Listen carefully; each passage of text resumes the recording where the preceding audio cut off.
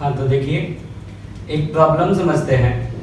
और प्रॉब्लम है कि जब जब क्रिकेट में जब फील्डिंग की जाती है और जब फील्डर को बॉल कैच करनी होती है, तो फील्डर को ये कैसे पता चलता है कि मैं जिस जगह पे खड़ा हूँ ये बॉल यहीं पर आएगी। तो उससे रिलेटेड एक फिजिक्स है जो मैं आपको समझाता हूँ। ये प्रोजेक्टाइल से रिलेटेड है। तो आप मान के चलिए कि जो बैट्समैन है उसने बॉल को यहाँ से हिट किया, और जब उसने बॉल को यहाँ से हिट किया तो बॉल एक पैराबोलिक पाथ को फॉलो करके यहाँ जाकर हिट करेगी। तो अगर आपका फील्डर इस जगह पर हुआ तो वो इस बॉल को कैच कर पाएगा, और फील्डर अगर इससे आगे या इससे पीछे हुआ तो इसको बॉल को कैच नहीं कर पाएगा। तो मान लीजिए आप फील्डर हैं, आप खड़े हैं एक जगह पे और बैट्समैन ने हिट किया, तो आपको ये कैसे पता चलेगा कि जो बॉल है वो यहीं आने वाली है। तो उसका एक एनालिसिस समझाता हूँ। मान लेते हैं कि आप एकदम सही जगह पर खड़े हैं, मतलब जहां आप खड़े हैं बॉल वहीं आकर हिट करेगी। तो इस सिचुएशन से रिलेटेड एक मैथमेटिकल एनालिसिस है, वो मैं समझाता हूं। एंगल्स का मैथमेटिकल एनालिसिस है। कैसे, समझिए। तो मान लेते हैं ये आप हैं, ये यहां पर फील्डर है, ये यहां पर फील्डर है और यहां से बॉल को हिट किया और बॉल ऐसे फ्लाई करके जाएगी। तो मैं मान लेता हूं किसी समय पे बॉल यहां पर है। तो जिस समय पे बॉल यहां पर है, आप इस बॉल को देखेंगे तो आपकी जो आंख है, आपकी जो नजरें हैं वो इस तरफ होंगी, इस बॉल की तरफ, और आप इस बॉल को देख रहे होंगे। और ये जो एंगल है ये आपकी नजरों का एंगल है। कहां से? हॉरिजॉन्टल डायरेक्शन से। तो जब आप फिजिक्स पढ़ते हैं, आपने प्रोजेक्टाइल में पढ़ा होगा, क्लास में पढ़ाया गया होगा आपको कि ये बीटा कौन सा एंगल है, इस वाली बॉल को इनिशियल पॉइंट से ज्वाइन कर दो, और ये अल्फा कौन सा एंगल है, इस वाले पॉइंट को इस फाइनल पॉइंट से ज्वाइन कर दो। तो आप एक रिलेशन जानते हैं कि जो tan थीटा होता है ये बराबर होता है किसके? tan alpha plus tan beta. इस चीज का हमें यूज आएगा, तो मैं आपको एक्सप्लेन करता हूं। तो देखिए, अब आप क्या करिए, आप जहां से फेंका उसको ओरिजिन मान लीजिए 0,0, और ये हो गया आपका x एक्सिस और ये ऊपर हो गया आपका y एक्सिस। ठीक, और मान लेते हैं t इक्वल टू 0 पे आपने बॉल को हिट किया था और किसी समय t पर बॉल यहां पर है। तो आपकी बॉल x डायरेक्शन में कुछ चल के गई होगी। कितना चल के गई होगी? ux into t। आपकी y डायरेक्शन में कुछ बॉल चल के गई होगी। तो अगर मैं इस tan बीटा की वैल्यू लिखूं, चलिए यहां लिखते हैं, अगर मैं इस tan बीटा का वैल्यू लिखूं तो tan बीटा का वैल्यू किसके बराबर आएगा? This upon this. ये कौन है? y डायरेक्शन का डिस्प्लेसमेंट इन टाइम t। तो वो कितना आएगा? uy into t minus half gt square. और x डायरेक्शन में कितना बॉल चल के जाएगी आपकी? ux into t। तो ux into t ये tan बीटा होगा आपका। अब ux into t का डिवाइड लगा दीजिए, तो ये आया आपका tan बीटा इक्वल टू, ये आया आपके पास tan theta minus gt upon 2ux। अब आप ऐसा करिए, आप अल्फा निकालिए, क्योंकि आपकी नजरें हैं जो आप ऑब्जर्व करेंगे वो अल्फा को ऑब्जर्व करेंगे, बीटा आप ऑब्जर्व नहीं करेंगे। बीटा कौन ऑब्जर्व करेगा? बैट्समैन। तो हमें बीटा से मतलब नहीं, क्योंकि कैच हमें पकड़ना है। तो यहां से आप बीटा को भगाइए, तो tan बीटा को क्या लिखा जा सकता है? tan theta minus tan alpha.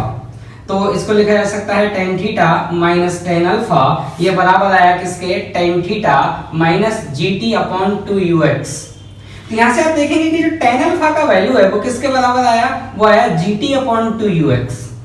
अब आप ऐसा करिए, इसको डिफरेंशिएट करिए दोनों साइड में। क्यों डिफरेंशिएट करिए, मतलब समझाते हैं, पहले डिफरेंशिएट करिए। जब आप इसको डिफरेंशिएट करेंगे तो ये आएगा आपके पास sec square alpha into d alpha upon dt and that equal to g upon 2ux।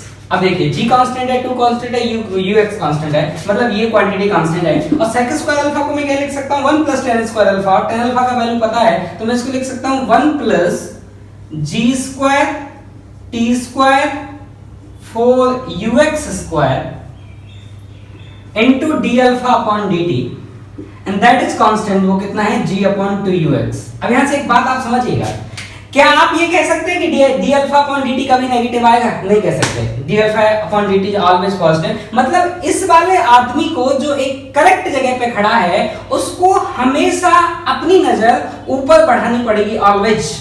कभी भी उसको ऐसा नहीं होगा कि जैसे मान लीजिए मैं ऐसे देख रहा हूं तो मुझे मेरी नजर हमेशा ऊपर करनी पड़ेगी अगर मैं सही जगह पर खड़ा हूं तो। क्यों? क्योंकि d अल्फा अपॉन dt कभी नेगेटिव होगा ही नहीं। d alpha upon dt positive है, मतलब एंगल सदैव बढ़ता जाएगा। ठीक, तो ये तो बात हुई करेक्ट लोकेशन की, अगर आप करेक्ट लोकेशन पे खड़े हैं तो आपको कभी भी नजर नीचे नहीं करनी पड़ेगी, आपको हमेशा नजर किधर करनी पड़ेगी, ऊपर करनी पड़ेगी।